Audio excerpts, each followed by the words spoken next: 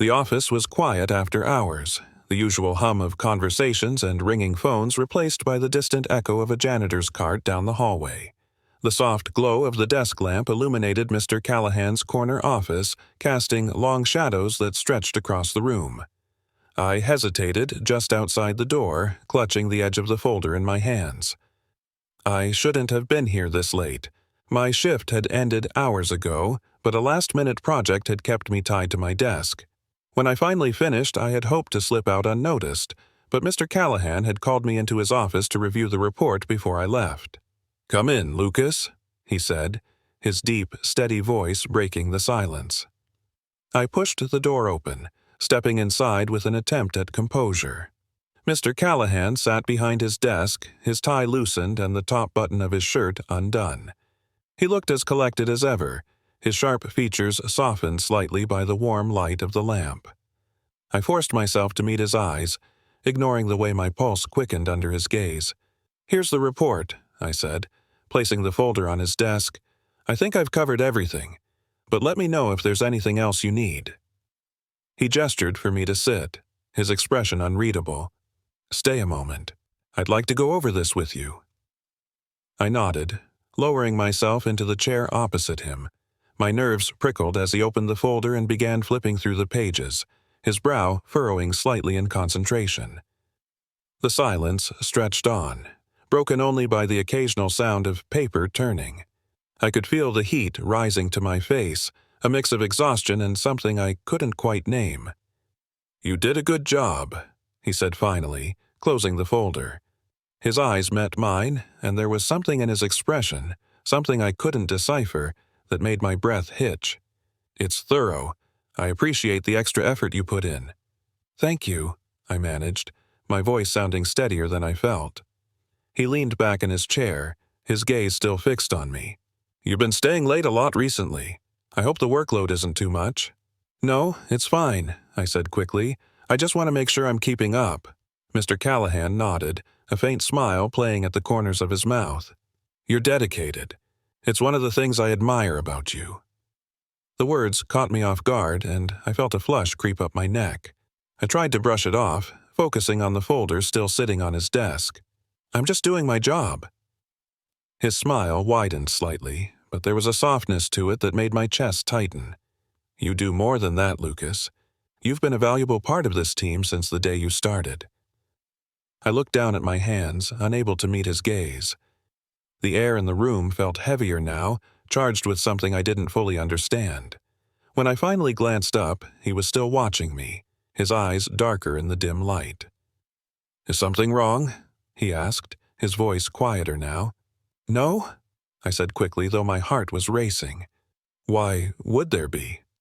You seem tense," he said, leaning forward slightly. The movement brought him closer, and I was acutely aware of the space between us, or lack thereof. "I'm just tired," I said, my voice barely audible. He nodded slowly, his gaze never leaving mine. "Long day." "Yeah," I murmured. For a moment, neither of us spoke. The silence between us was thick, charged with an unspoken tension that made my stomach twist. I couldn't look away, couldn't break the invisible thread that seemed to be holding me in place. "I should probably go," I said finally, my voice trembling slightly as I stood. "Wait," he said, his tone firm but not unkind. I froze, my pulse thundering in my ears. When I turned to look at him, his expression had softened, but there was still an intensity in his gaze that made my knees weak.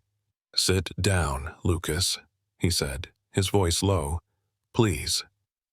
I hesitated for a moment before sinking back into the chair. My hands rested in my lap, clenched tightly to hide their slight tremor. He leaned forward, his elbows resting on the desk, and for a moment, I thought I saw something flicker in his eyes. Something vulnerable, almost hesitant. Mr. Callahan's eyes locked onto mine, and the air seemed to shift, thickening with something unspoken. He folded his hands in front of him, his fingers interlacing with deliberate precision. "You're a hard worker, Lucas," he began, his voice measured, almost too calm. "But I can't help but notice you tend to keep things bottled up." My throat tightened. I don't know what you mean, I stammered, though I could feel the heat rising to my face. He tilted his head, studying me. You're good at hiding it, but I see the way you carry yourself. You take on too much, even when you don't have to. I worry you don't give yourself enough credit, or enough room to breathe. His words sent a shiver through me, landing somewhere between reassurance and unease. I just want to do a good job, I said softly, my voice barely above a whisper. You do, he said, his tone firm, almost insistent. But you also don't have to do it alone. There was something in his voice, something deeper, almost personal, that made my chest tighten. He wasn't just talking about work anymore, and I didn't know how to respond. The silence stretched between us, and I felt myself sinking into the weight of his gaze, the intensity of his presence.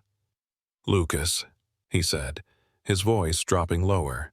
You can talk to me, you know, about anything. My breath hitched, and I looked away, my hands clenching in my lap. I don't want to bother you with personal stuff, I said, forcing a weak smile. It's not— Stop, he interrupted gently. The command was soft but firm, cutting through my deflection like a knife. You're not bothering me. I swallowed hard, my mind racing. The vulnerability in his tone, the way he leaned closer, his posture open and inviting, it was too much, too close, too impossible to ignore. Why are you saying this?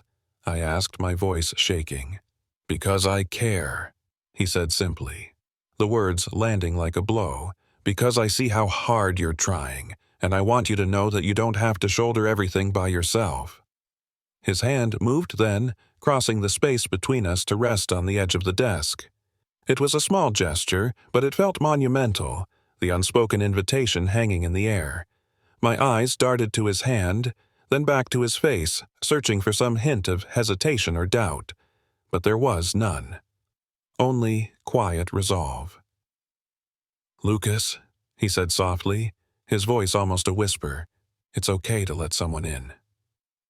I exhaled shakily, my chest tightening as his words sank in. I don't know how, I admitted, the confession slipping out before I could stop it. His eyes softened and his hand moved again, this time reaching for mine. The touch was light, tentative, as if he was giving me the chance to pull away, but I didn't. I couldn't. His fingers brushed against mine, warm and steady, and my breath caught in my throat. It's not something you have to figure out all at once, he said, his voice barely audible. Just take it one step at a time.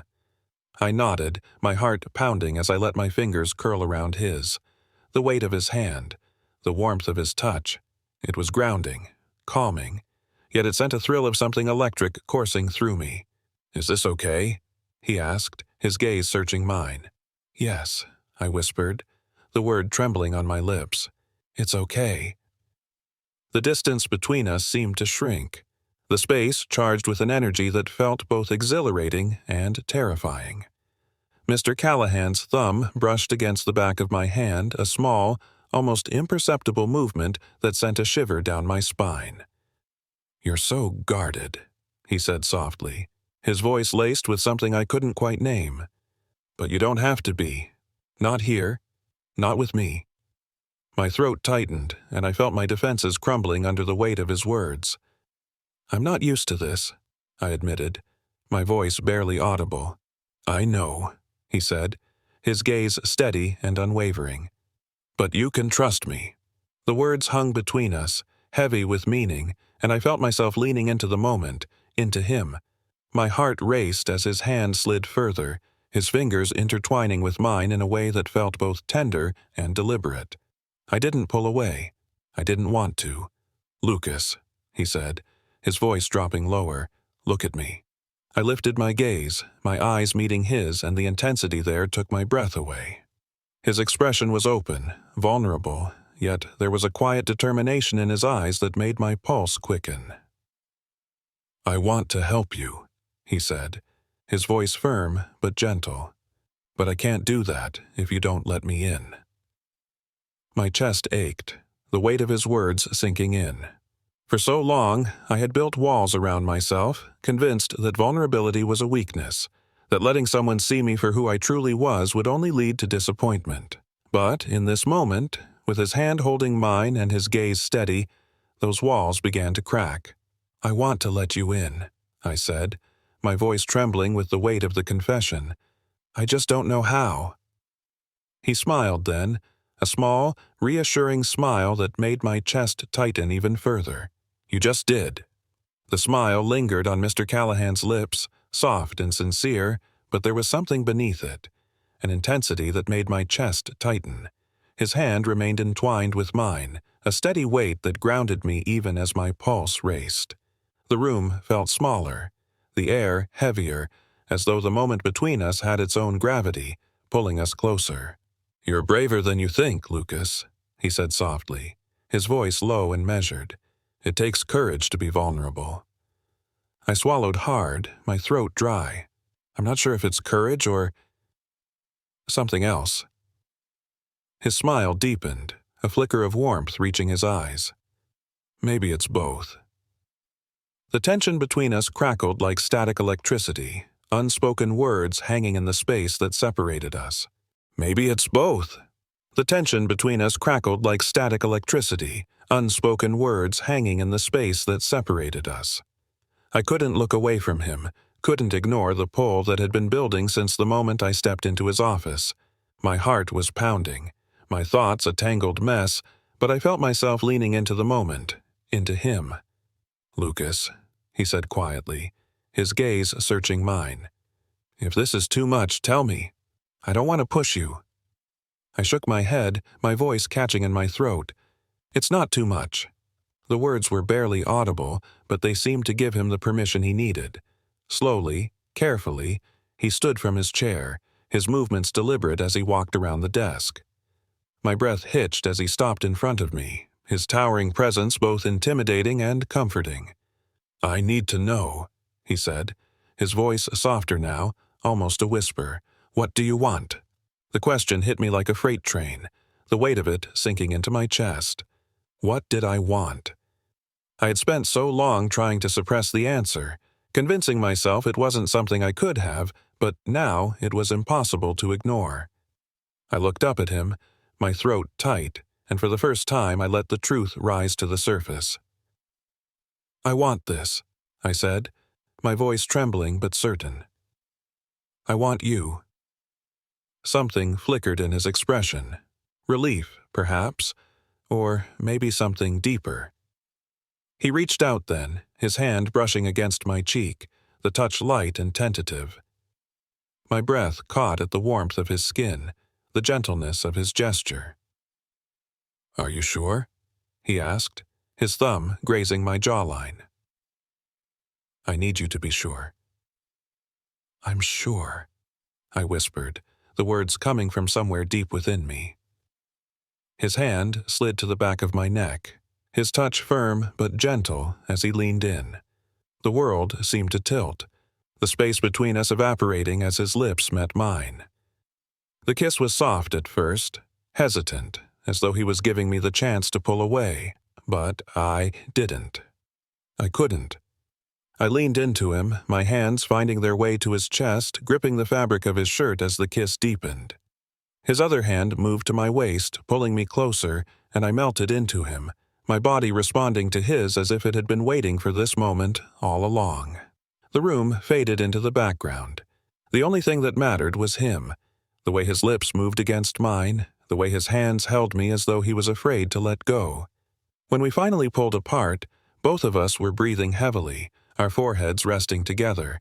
His eyes searched mine, his hand still cradling the back of my neck. "I didn't plan for this to happen," he said, his voice rough with emotion. "But I'm not sorry it did." "Me neither," I admitted, my voice barely above a whisper.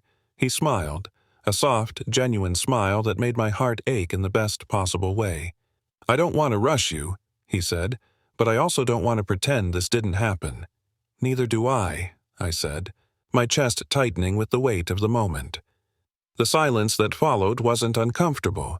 It was filled with understanding, with the unspoken promise that whatever this was, we would figure it out together. His hand slipped from my neck to my shoulder, his thumb brushing against my collarbone in a way that sent shivers down my spine. "Stay," he said softly, his voice low and steady. I nodded, the word catching in my throat. "Okay." The office, once a place of structure and formality, now felt cloaked in a charged intimacy. The hum of the air conditioner was the only sound, a subtle backdrop to the tension thickening between us. Mr. Callahan stood close, his hand still resting on my shoulder, his thumb grazing small circles that sent ripples of warmth through my skin. "Lucas," he said, his voice quiet but unwavering, "if we do this, I need to know you're okay with it. I need you to tell me." I swallowed hard, my throat dry as I nodded. "I want this," I whispered, my voice trembling but certain. "I want you." The weight of my words hung between us, and for a moment he just looked at me, his gaze intense and searching. Then slowly, his hand slid from my shoulder down my arm, his fingers brushing against mine. The touch was light, tentative, as if he was giving me one last chance to pull away. I didn't. Instead, I leaned into him, my body moving of its own accord. His hand caught mine, his grip firm and reassuring, and before I could second-guess myself, he closed the remaining distance between us. His lips met mine in a kiss that was soft at first, almost hesitant, but it quickly deepened, the urgency building as the barriers between us shattered. I clung to him, my hands fisting in the fabric of his shirt as he pulled me closer. His arms wrapped around me, one hand settling at the small of my back, the other tangling in my hair. The sensation was overwhelming, his warmth, his strength, the way his lips moved against mine with a mix of hunger and care. When we finally broke apart, both of us were breathing heavily, our foreheads resting together as we tried to process what had just happened. His hand slid to cup my face, his thumb brushing against my cheek as he searched my eyes. "I've wanted this for a long time," he admitted, his voice rough with emotion. "I just didn't think it was possible." My chest tightened at his confession, a mix of disbelief and relief washing over me. "I didn't think it was, either," I said softly. "But I'm glad it is." A small smile tugged at the corners of his mouth, and he leaned in to press another kiss to my lips. This one slower, more deliberate. His hands moved to my waist, anchoring me to him, and I felt myself relax into his touch, the tension that had been building inside me for so long finally releasing. The kiss deepened, and I lost myself in the moment, my hands exploring the broad planes of his chest, the curve of his shoulders. His touch was everywhere, on my back, my neck, my jaw, and each movement sent sparks shooting through my body. "Lucas," he murmured against my lips, his voice low and breathless. "Are you sure about this?" "Yes," I said without hesitation, the word tumbling out before I could second-guess it. "I'm sure." We moved together with a rhythm that felt both natural and new, the unspoken connection between us growing stronger with every touch, every kiss. He guided me toward the couch in the corner of his office, his hand steady and reassuring as he pulled me down beside him. The leather was cool against my skin, a stark contrast to the heat radiating between us. He tilted my chin up, his eyes locking onto mine with an intensity that made my breath hitch. "If you want me to stop at any point, just say so," he said softly, his thumb tracing the line of my jaw. I shook my head, my heart pounding as I met his gaze. "I don't want you to stop." His smile was small but genuine, and he leaned in again, his lips capturing mine in a kiss that was both tender and consuming. His hands roamed over my body with a mix of curiosity and care, as if he was discovering something he had wanted for a long time but hadn't dared to reach for. Time seemed to blur, the minutes stretching into something unmeasurable as we explored the boundaries we had just crossed. The air was filled with the sound of our breathing, the soft rustle of clothing, the occasional whispered word. Each moment felt more intimate than the last, the connection between us deepening in ways I hadn't thought possible. When we finally pulled apart, both of us were flushed, our hair mussed and our breathing uneven. He rested his forehead against mine, his hands still cradling my face as he smiled. "I don't want this to be a one-time thing," he said, his voice quiet but firm. "I want more. I want you." My chest tightened at his words, and I nodded, my own emotions threatening to overwhelm me. "I want that, too," I said softly. "But I don't know how this works." His smile widened, and he pressed a kiss to my forehead. "We'll figure it out," he said. "Together." The rest of the night was a blur of quiet conversation and stolen kisses, the two of us wrapped in the warmth of the moment. By the time I finally left his office, the sky outside was beginning to lighten with the first hints of dawn. My mind was spinning, my heart full, as I walked home, replaying everything that had happened. The line we had crossed was one we couldn't uncross, but I didn't want to.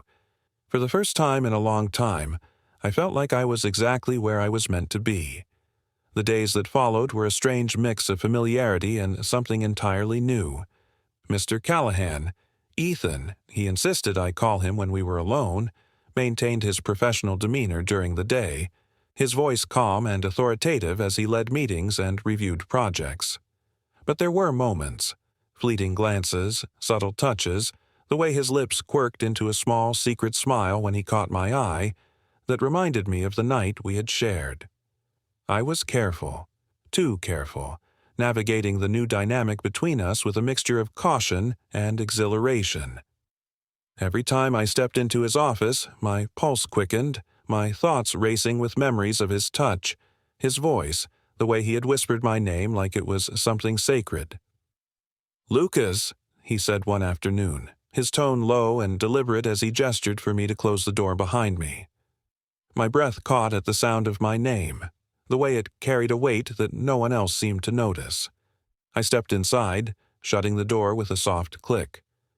"Yes, Mr. Callahan?" I asked, keeping my voice steady even as my heart pounded. He leaned back in his chair, his eyes scanning my face. "Ethan," he corrected, his lips curving into a faint smile. "I thought we agreed on that." A flush crept up my neck and I nodded. "Ethan." His smile widened, a glint of something unspoken in his eyes. "That's better." The air between us felt charged, the unspoken connection simmering just beneath the surface. He gestured to the chair across from his desk and I sank into it, acutely aware of the way his gaze lingered on me. "I wanted to talk to you about the marketing proposal," he said, his tone professional but his eyes betraying the warmth that had become so familiar. "You did excellent work on it." "Thank you," I said, my voice steady despite the way my hands fidgeted in my lap. He leaned forward, his elbows resting on the desk. "But I also wanted to check in. How are you feeling? About everything?" The question was loaded, and we both knew it. My eyes darted to the closed door, my thoughts racing as I considered how to answer.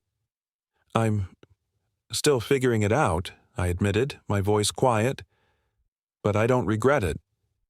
His expression softened and he nodded. "Neither do I." The tension in the room was almost tangible, a current that seemed to pull us closer despite the space between us. He stood then, rounding the desk with deliberate steps until he was standing beside me. My breath hitched as he reached out, his hand brushing against my shoulder. "I know this is new," he said softly, his fingers trailing down to my arm. "But I meant what I said. I want this, us, to work."